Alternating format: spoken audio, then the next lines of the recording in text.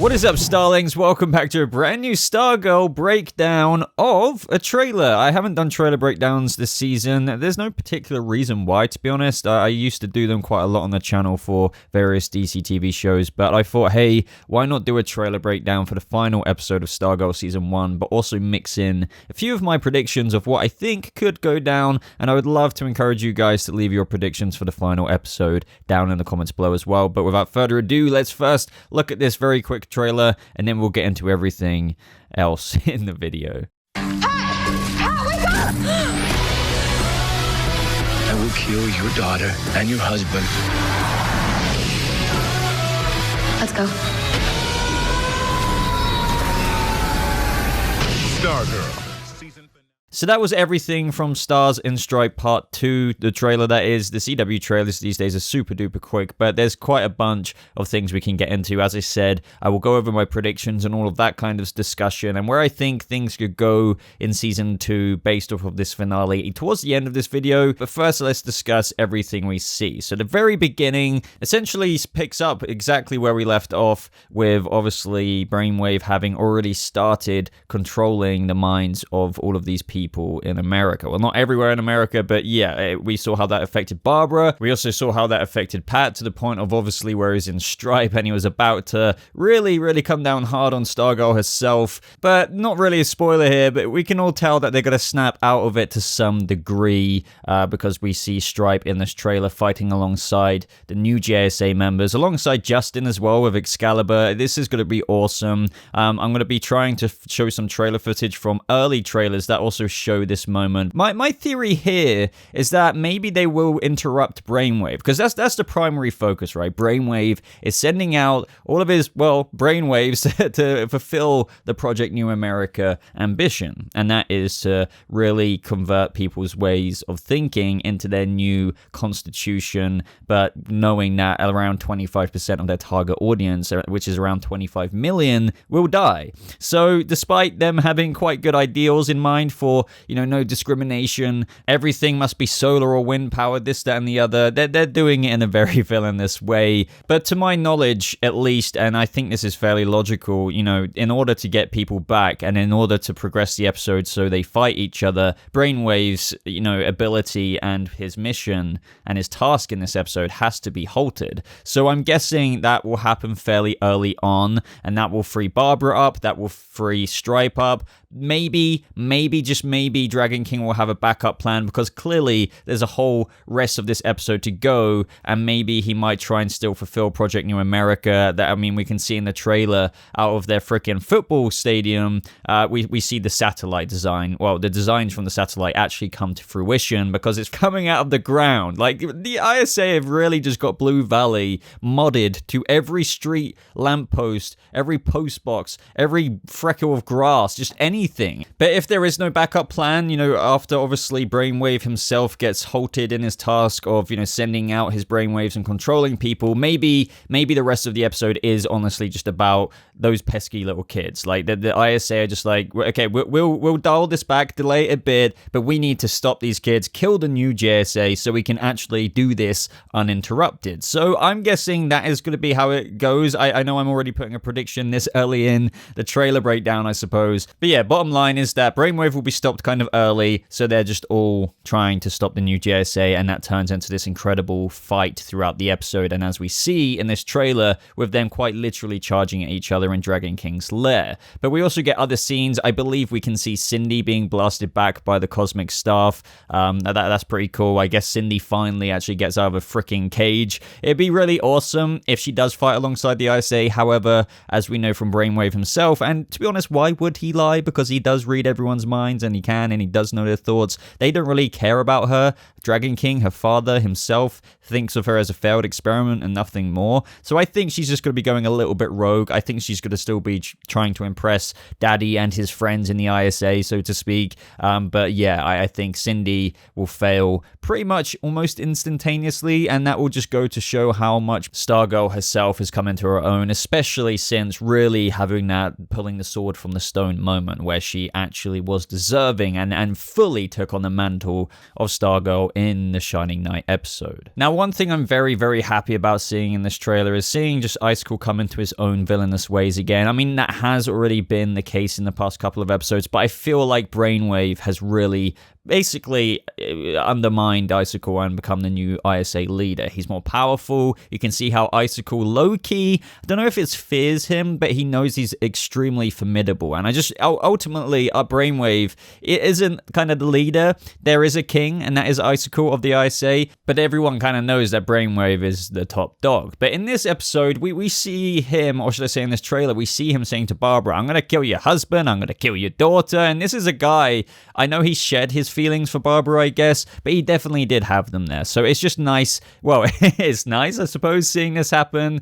But also, this does link in with the earlier trailers, as I said. I'll be trying my best to find the footage. But this is probably linking to how he wants to attract Stargirl or lure her to that spot. And as we see in another trailer, we see Icicle and Stargirl herself, both hands on the staff. It's kind of like that Anakin versus Obi-Wan Mustafar duel moment where the lava splashes up and they're just both arm in arm just wrestling each other, and it feels like this is that moment. So I'm guessing Barbara gets kidnapped, and yeah, the new JSA, or maybe just Stargirl herself, is lured to this spot. I do just want to reassure everyone, by the way, I know I get early access to the episodes, but I haven't seen the finale yet, so don't worry, all of these predictions and everything like that truly is just me speculating about what will be happening in the next episode. To say, I do love that shot, and I've always loved this shot ever since they gave it away in very, very early trailers. Just seeing Stargirl, Shining Knight, Pat run in his suit of armor, for crying out loud, Wildcat, Hourman there, and then we see Sportsmaster Tigress is versus Wildcat, Icicle is sending out his, well, Icicles, Dragon King is going in with his freaking katana, looking like he's gonna go for Hourman. It just looks like this. Well, if there's one thing to go off, the fight scenes in this season have been very, very good. Some of them better than others, but all of them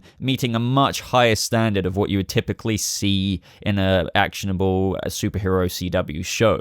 So I think we're going to very, very, very much so enjoy this. It's going to be interesting to see how it resolves, just because this is in Dragon King's lair. So what happens after this? Are some members temporarily subdued and maybe Barbara's kidnapped, and then that's how Stargirl goes off on her own to face Icicle? There's a billion ways this can go, and it's pretty much impossible to speculate as of where it can go just based off this freaking still that you're seeing on screen. But that was honestly the bulk of the trailer, and I want to get into speculation now and predictions. I just want to say, yet again, I do not know what's going to happen next episode as of when making this video. These are just predictions in terms of what I think could happen. I think it's a pretty fun thing to do. We can all just see how it pans out with all of our speculation and predictions, especially with yours in the comments as of when the episode comes out next week. So, I want to talk about how the ISA will make it out of this, or will they? Because no matter what, these kids aren't, strictly murderers. I know some people like to poke in and be like, well, Wildcat was slicing those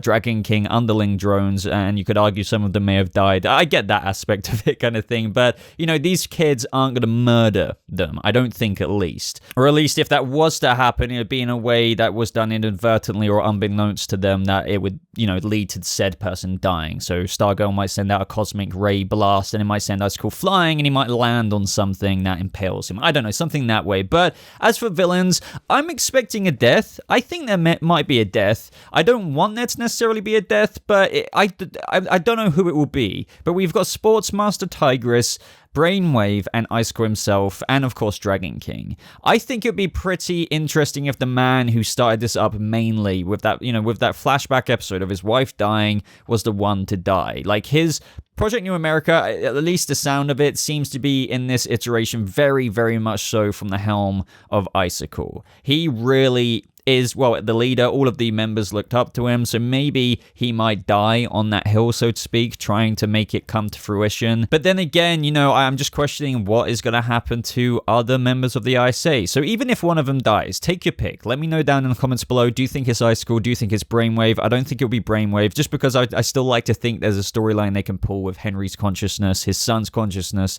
maybe being pulled out in a future season. I don't know. But Brainwave, I feel like you can't kill off all the evil cast. You just can't, because, well, what is there? Well, there's always something else for the future, but you get my point. I'm expecting maybe one death, but at the same time, I won't be surprised if no one dies.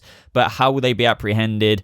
that's a whole other question I can't even think of right now for an answer, because it's like, well, what's going to happen to Sportsmaster and Tigress? Are they really just going to be locked up? Either way, though, what I will say is I think it's fairly obvious that the heroes will save the day, but as usual, there will be, well, at least one is hoping that they'll be set up for season 2. And there's something that Luke Wilson, obviously, who plays Pat Dugan, spoke to TV Line. And he teased something about learning more about the ISA's plan in this final episode in terms of not just for Blue Valley, but for world domination. So this is why I mentioned earlier about Dragon King maybe having a backup plan or something, because it seems that even though we've got the full picture of Project New America, we learned more about their new constitution, all of that. Well, apparently there is more to it that we'll still learn in this finale. He teases that there's an epic battle at the end. Of course there is. We've already basically gone over that. And a mixture of big finale and some closure. But he also does include this. When you look at the overall picture, there's still major turmoil underneath the surface. So with all that said and done, that just makes me think, well, you know, any good show kind of sets up some kind of thing or another for, you know, maybe a season 2. We've already had some teases from Neil Jackson, who plays Jordan, or Icicle himself, that there are big plans for the Shade in season 2. The Shade has been referenced to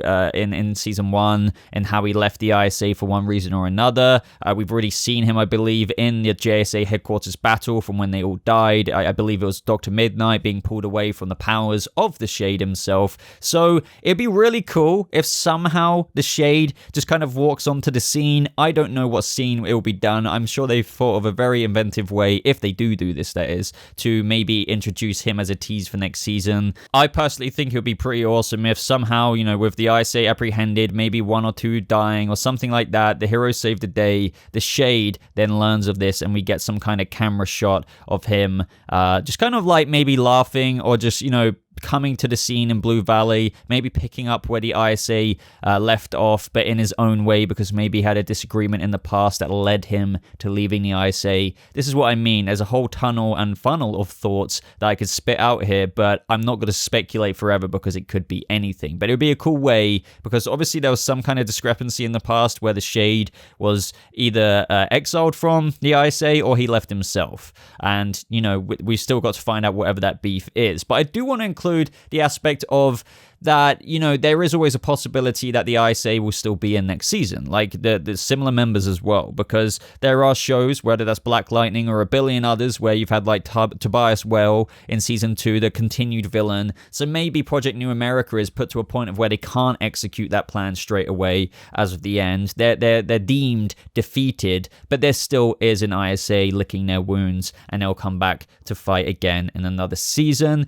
Because, you know, you could almost say with all of this villainous lineup we've got with Brainwave, Dragon King, Icicle, at least maybe one of them, including Sportsmaster and Tigress, you could write off as dying. But there's still such a lineup, a rogues gallery almost, of these villains, that to just write all of them off and not a single one of them to return in the second season just seems unlikely to me. So I do think there is a strong possibility of still the same characters, evil characters, coming back next season, but maybe obviously the storyline changing up, their plan changing up, maybe even they're relocating, because obviously the new JSA proved to be a formidable adversary, and they got defeated. Their plan, Project New America, was crushed. So I really do think that the truth lies somewhere in between there, because don't forget as well, we've got Cindy, Dragon King's daughter. She's for sure going to be back in season 2. We've got all of these characters, but I do think it would be awesome to introduce a new character in this episode. And that could be the Shade. It could be maybe even more people than just the Shade. But there is the question of Solomon Grundy. And I wouldn't exactly say I'm disappointed, but it's just you would have thought we would have got something by now. Yes, we've seen more of his face here and there, especially that episode a few episodes back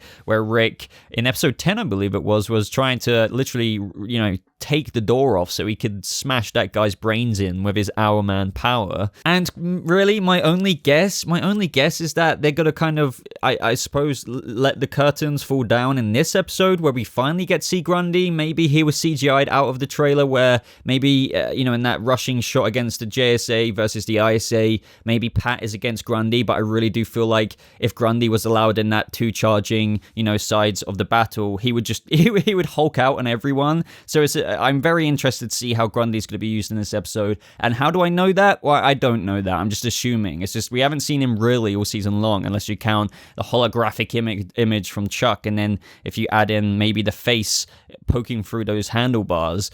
But, you know, I'm thinking this episode will maybe give some closure to Our Man's, or should I say Rick Tyler's storyline for avenging his parents. It could be the episode of where he thinks, I'm not going to do it. I'm going to let it go. I'm not going to kill this person. But I'm not sure why they would do that, because I don't feel like there's been enough development from where he was ready to smash Grundy to pieces with his Our Man strength only a couple of episodes back to now just in the finale, oh, I'm better than this. I'm a hero. I'm not going to kill him to avenge my parents.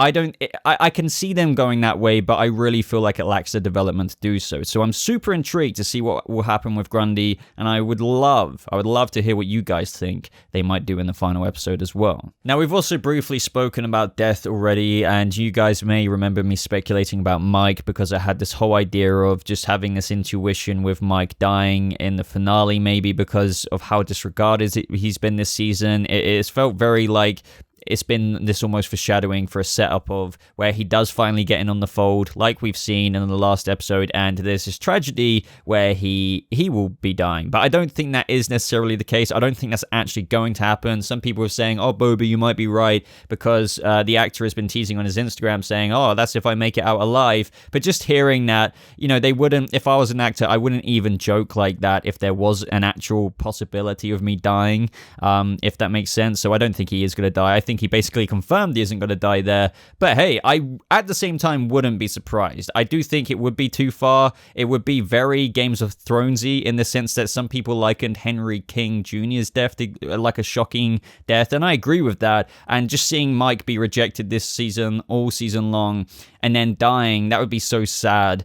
But I think there is a bit more of a future for him. I don't want to see him die, but I just wanted to update you guys on my thoughts with that, because ever since the actor said what he said on Instagram, it's kind of made me think the opposite now. So guys, I think those are the main bullet points, at least I wanted to cover in my predictions. I think we went over more or less everything that was important, at least, just because I do feel, in summary, that with all the villains we've got, from Grundy to Brainwave to Icicle to Sportsmaster to everyone, Dragon King, his daughter still being in the show, it makes me feel that they will continue next season. But we might also get the addition of another character, such as the Shade. Well, we will be getting him, and apparently they have big plans for that character, that villain, who was a part of the Injustice Society in Season 2. However, that isn't discounting that one of the main ISA villains could die, and that could very well indeed be someone like Icicle. So I'm super intrigued to see how this goes. Let me know your predictions for the finale of Stargirl Season 1